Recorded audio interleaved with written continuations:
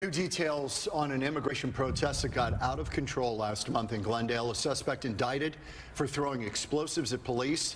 You just saw 17-year-old Joseph Lopez. He's accused of hurting 22 officers. He will be charged as an adult. As that protest escalated into complete chaos, police tried to disperse the crowd, and that's when Lopez reportedly lit fireworks and threw them at a group of officers. The explosives caused multiple injuries, including burns and hearing damage.